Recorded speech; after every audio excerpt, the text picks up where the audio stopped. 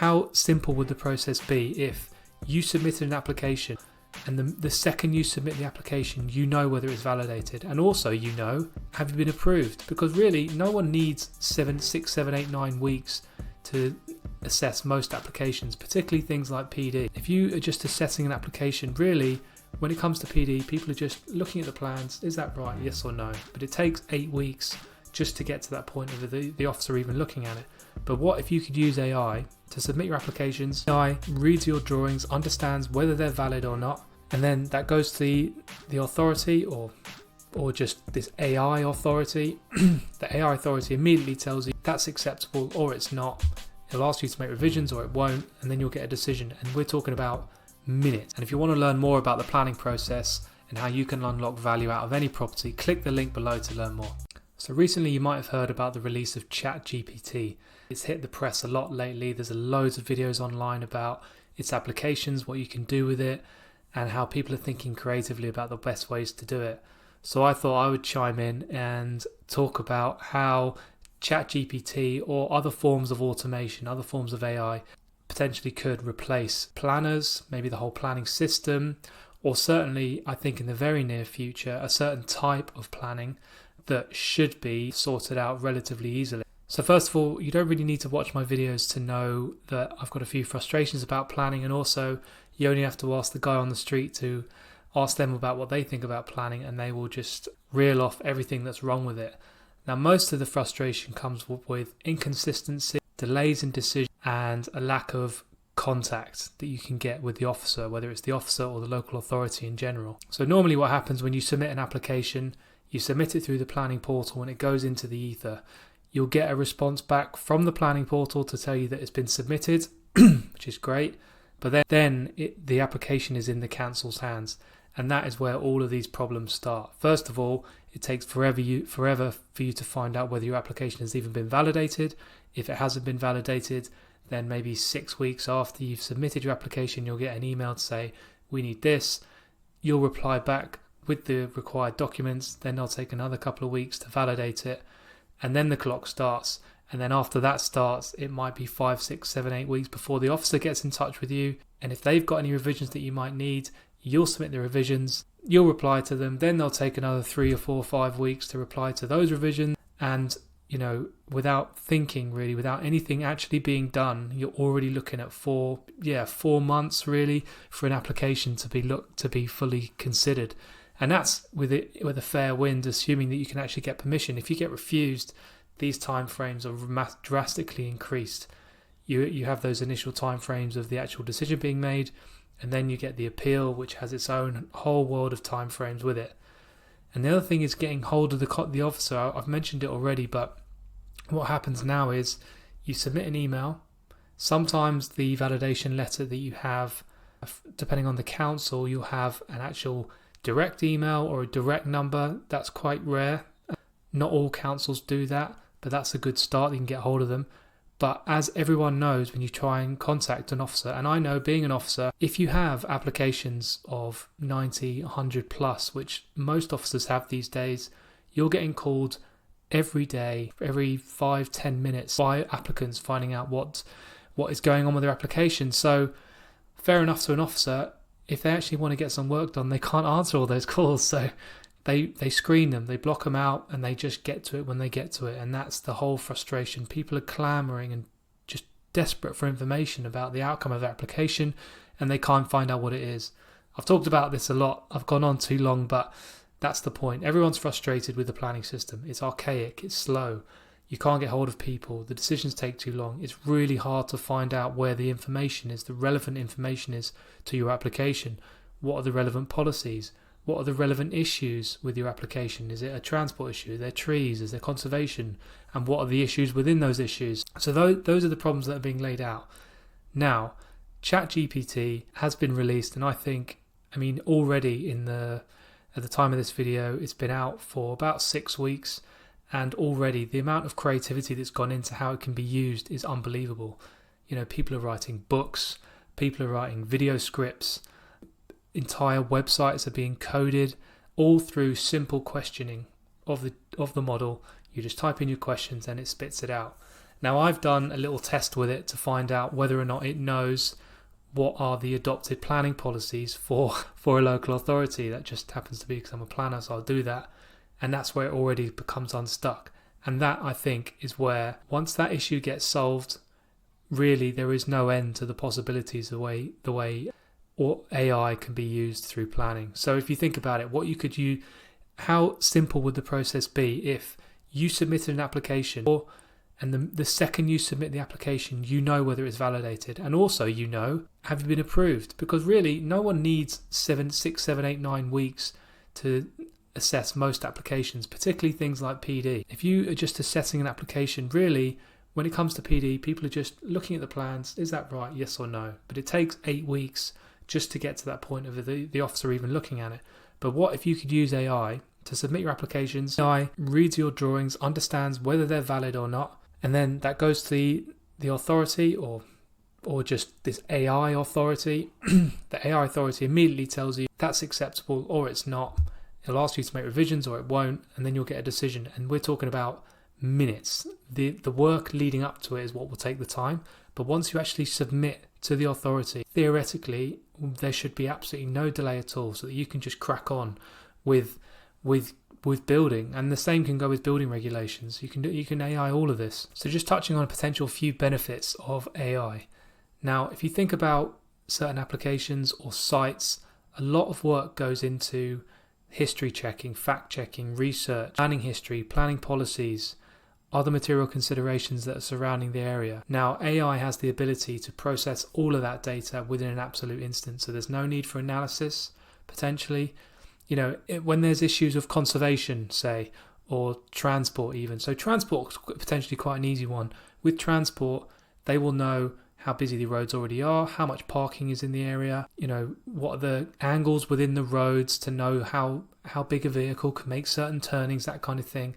And issues like that should just be formulaic, spat out, and then decision issued. So yes, you can use AI to assess applications, that's great, but the real value in all of this is the huge amount of time that it takes. So at the beginning of the video I spoke about, you're talking about 4 months before you get a decision, and you have no idea about the outcome of that decision when it gets to 4 months. But there are so many repetitive tasks, particularly now I'm thinking about a planning officer, that does not need to be done. So as an officer, I used to validate my own applications and I used to assess them. When you're validating it, you're checking things like, is the scale bar right? Is there a north arrow? Does it show enough roads? Does it show the elevation in context? Are the floor plans accurate? Do they measure, are the rooms the right size? Are the windows right? What materials are they using? And then there's also reports. So there's design and access statements, there's planning statements, all with their own bits of information, transport statement, and they all need to be input into the system. Literally, you're typing in transport statement and then uploading it online so that it can be made public. That's the kind of work that an officer does and spends a lot of their time doing. And then when it comes to actually making the decision, so let's assume they've assessed the application, they've made their decision. Obviously, they need to write that up. Each one of those takes time. Now, there are boilerplate kind of paragraphs and bits of text that officers can use, but when it comes to the bureaucracy of getting the decision out, each council has their own program, and each council has their own program that's got its own intricacies. Now, I know in the council I worked at, it was an archaic system. You had to figure out how to use it. Once you used it, it was quite good, but it took so long. You were just doing repetitive tasks, adding comments, adding conditions, adding reasons for refusal, writing up reasons for why it was approved, writing up committee reports, writing up officers' reports. All of this stuff it's probably an officer's time. It's about 90% of their time, whereas the actual creativity in suggesting certain things or creating a better solution, so little of your time is spent on doing that. Almost all of an officer's time is spent on admin, which is why you can never get hold of them, because all they're doing is admin. They're doing your admin and they're doing 100 other people's bits of admin. So that's what takes so much time. So just imagine the amount of benefit that can come from this, whereby officers aren't doing all those repetitive tasks, and instead planners are planning for the future for their local area. And it can only lead to better outcomes, in my view, looking at that one issue. One big thing that it could also solve is consistency, and what comes with consistency is trust in the process. One of the biggest issues that people have with planning officers is their inconsistency of decision. One guy down the street might be able to get one thing, rear extension, roof extension, and then when you apply, you get refused, and it's really unclear as to why. Not least because you can't get hold of them. So if you can get that consistency in decision throughout the whole authority, then people will trust the system again, and it will just ease the burden on this constant negative energy that is going towards local authorities and planning officers in particular. Because planning officers have a thankless job. You don't understand that planning officers, they're chased by applicants, they're chased by their managers, they're chased by people that are objecting. They want to know they're objecting, so they want to make sure it's been refused. And then also higher up, the government. The government are checking local authorities, making sure their decisions are done on time. Otherwise, they will step in and start making decisions for you. So if you can increase the consistency of planning, then I think it's better for all. And again, if all those planners, you've got consistency of decisions, and then if all those planners are then reallocated towards the actual what could be the benefits and the future planning of that area, then that can only be a good thing. So I've touched on time already, and obviously money as well. For a local authority, if you have a huge budget now to churn out decisions that aren't being made on time, you're hated because you're not issuing decisions on time, but you're spending incredible amounts of money just to get to the point where people still hate you, then if you can wipe all of that away and just have consistent decisions done instantly, that budget is gone. Councils are suddenly unlocked huge amounts of money that they can spend on roads, on schools and things like that. So the cost save to AI being introduced to planning could be massive. Now, whilst AI can be beneficial in so many ways, and I really do think it can be massively beneficial, there are areas that it still needs developing. Now, I spoke about it already. A lot of planning is very simple. Most of what takes up planning departments' time are very, very simple applications, but sometimes things can get very technical and very messy. And I don't think right now, anyway, I don't think that AI is ready, well, it's definitely not ready right now, to handle the really intricate cases like changes of use, or if you were thinking about like a listed building, like the loss of a certain piece of that listed building, loss of fabric materials. AI won't be able to make decisions on listed building matters just yet. Long way to go on that, and you'll need a lot more training. Also, whilst you can build trust in the system, again, if there are any issues with that in terms of trust, if there is an inconsistent decision, or if there is a problem with the algorithm or the AI as it's being rolled out, then that will create an even bigger issue than the one it's solving, because you won't trust the AI, and you'll be wondering what is going on with the whole planning process if the AI is not implemented correctly. The biggest con with AI, and it's one of the reasons why it is going to be held back for quite a long time, is data and the way it's stored. Now, you will know, as I alluded to earlier, getting certain data in planning can be incredibly difficult. It's sometimes, so for instance, if you want to find a conservation area, either you'll have a very helpful council that you just type in your postcode and it will spit out a conservation area, and it will have it plotted on a GIS plan. Others will have them buried in a very unclear, difficult to read PDF that is very hard to read on their system. Now, that is just conservation areas. You've got all of planning policies. How are they plotted? Are they words on a PDF, or are they actually mapped and plotted on GIS? The only way AI is actually going to work is if it is linked to the property, there's data, and all the data is linked to that property through open data. AI can only go as far as the data can, because if the data's wrong, then AI cannot make the right decisions. So there needs to be a concerted effort throughout the country, make data universal, consistent about how it's plotted, and logs within certain councils. In only that circumstance can AI actually benefit planning, because things cannot be made if AI doesn't know what the policies are, if it doesn't know where listed buildings are, if it doesn't know where trees are, if it doesn't know what the issues are with parking. So it's not just the planning designations. All of the data, completely borough-wide or local authority-wide, needs to be entered correctly. And that's, like I say, planning, it could be healthcare, education and parking, food banks, libraries, that kind of thing. Everything's got to be openly sourced and found so that AI can find it and really benefit the planning system. And that is the only way it's going to work. And that is the biggest con. The other con related to that is that a lot of people in the planning system now that have a lot of influence won't want to let it go. politicians, for instance, one of the huge things that politicians can actually affect in their local area is the planning process. They can block certain types of development, either through committee or lobbying, to raise the profile of an application so that it gets refused. So that, I think, is going to be, those last two things are going to be the kind of biggest stumbling block for AI.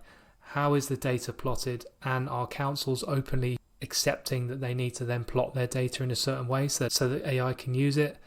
And are politicians going to accept it and embrace it, or are they going to cling onto it and use it as a political tool for their benefit? So that's it. I mean, the opportunities with AI are absolutely humongous. I think it's only a matter of time before it gets rolled out. The biggest thing I think is going to happen very soon is permitted development. I think permitted development can be automated to the point where a planning officer never needs to look at it. And I know steps are already being made in certain areas to make this possible. So theoretically, in the not too distant future, if you want to do a permitted development rear extension, you should, through AI, be able to assess that without anyone looking at it, but everyone knows that the decision was made accurately. That, I think, is the first step.